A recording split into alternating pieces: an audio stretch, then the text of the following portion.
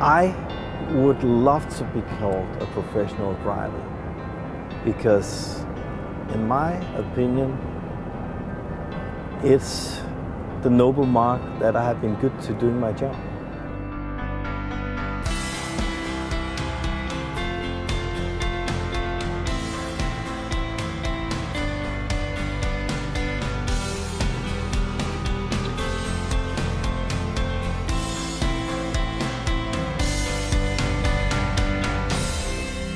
On this trip, we are going from Denmark up through Scandinavia. We're going to Sweden. We're going up to deliver goods, several places in Northern Norway.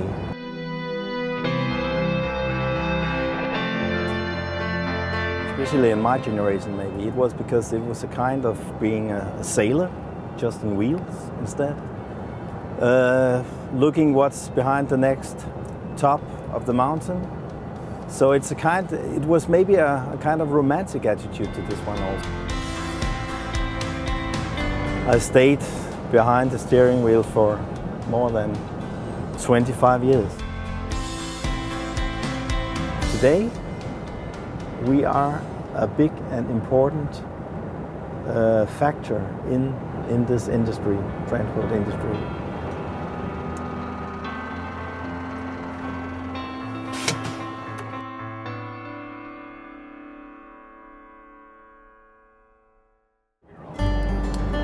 Safety, compliance and professionalism, that's the key words for a lot of the things that we deal with in the daily work.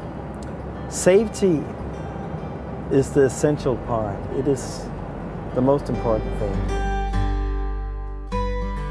To be a professional driver, you have to learn about the safe loading regulations, you have to know about the ADR regulations and the driving and rest time rules, etc.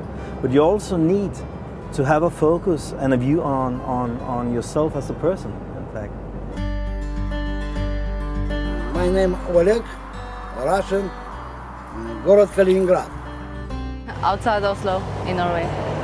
My name is Tine Karina. Driving from Italy, from Norway, from Sweden, from Netherlands, Deutschland. I've been to Sweden for ice hockey and football, Germany for ice hockey, Switzerland for ski jumping, France for rallycross and football, and Norway. We try to do training and education at the same level, no matter which country we are training people in. I think we should have much more government support to haulier companies, to transport operators, whatever it is, that they can have all this new young people into the business so we can educate them well. I think I always wanted to be a truck driver. Yeah, I like in a job you can travel, you can see things. In January I was opened my own company, so I'm the boss now.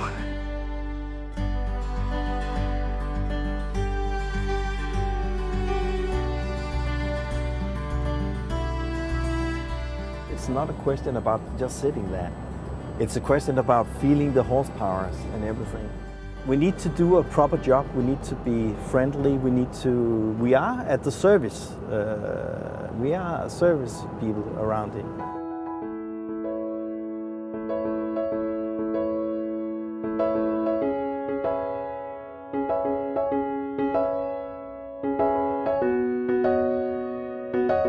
Since we got the new digital tachograph, it tells you everything you have to do. If you have to take 15 minutes or you have taken a break now or whatever it is. So I think both for the road safety but also for the driver's own safety, it's a very good thing that we have got the digital tachograph. If you cannot drive, you cannot drive. That's very easy. Then again, back to education, how do you behave in that situation?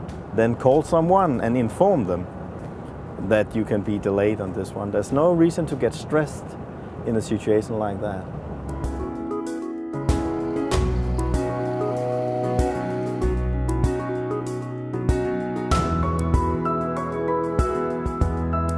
From the moment we started this morning, we have been driving around 500 kilometers totally.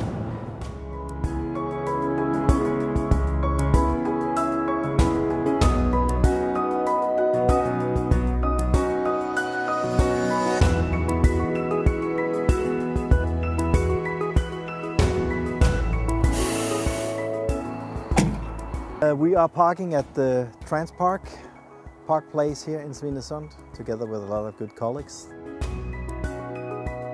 We have reached Svinesund. We have made the custom clearance. We'll have our rest period. We can say we have done our job for today.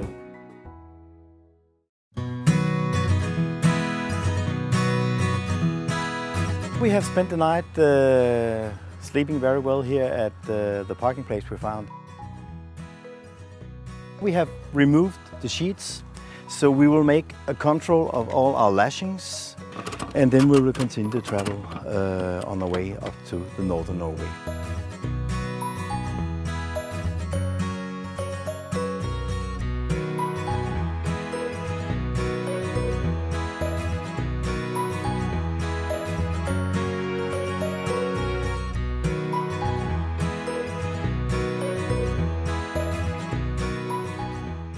So there's a lot of things on top of just driving a truck.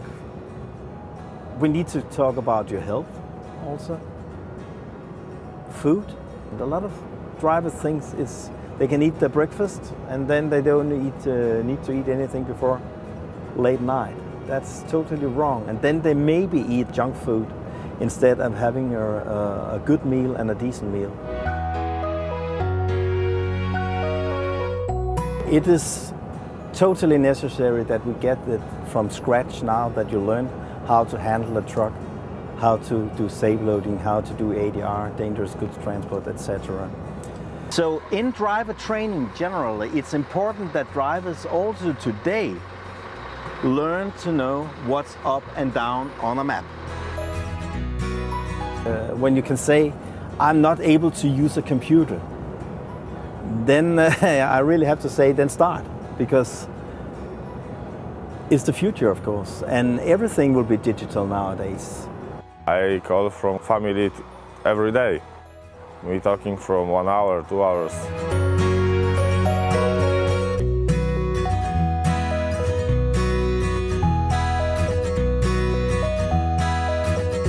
Now, the general things about doing eco driving is there are some basic rules in this. First of all, it's when we drive, it's the anticipation. We need to read the traffic. We need to be aware of our speed. And we have the construction of the truck. They have used a lot of manpower and energy in developing these trucks to the optimal eco driving effect. There's a lot of checklists also for eco driving that you can have from the manufacturer, from companies who do eco driving. Another thing is the wheel, the tire, the pressure in the tire. Then we have the wheel alignment. If they're not correct, that's also important to have this one on. Nowadays we have air condition, a very professional one. We have the heating system.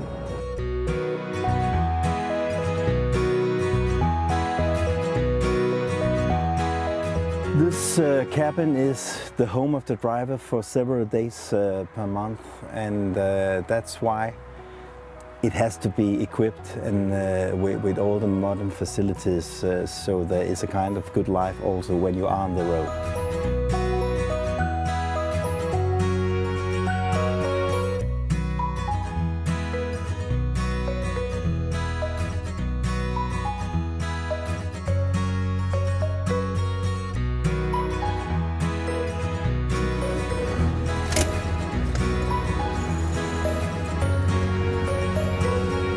Why do we have this transport organizations and why are transport organizations member of IRU?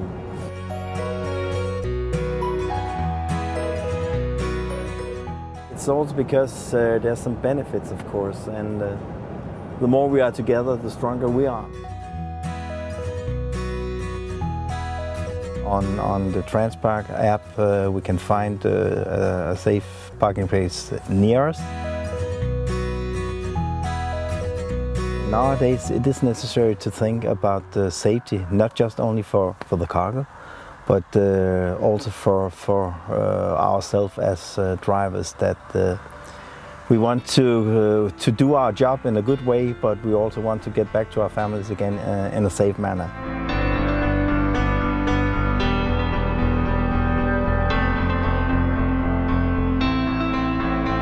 As you can see, we still have the cargo here. I'm still here, so no harm done. So now we are ready to continue our travel up north by the E6, and we have to deliver two kind of cargoes in a city called More IRU.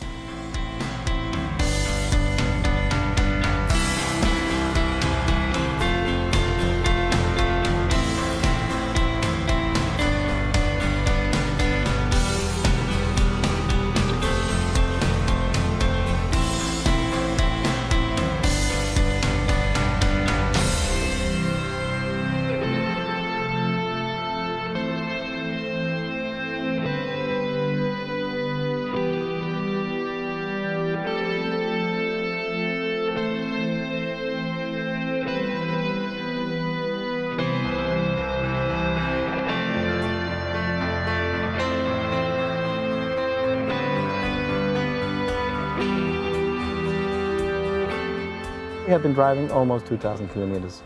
You have had the view of our driver's daily life, and now I will continue the trip to Lofoten. So take care until we see each other again. Bye.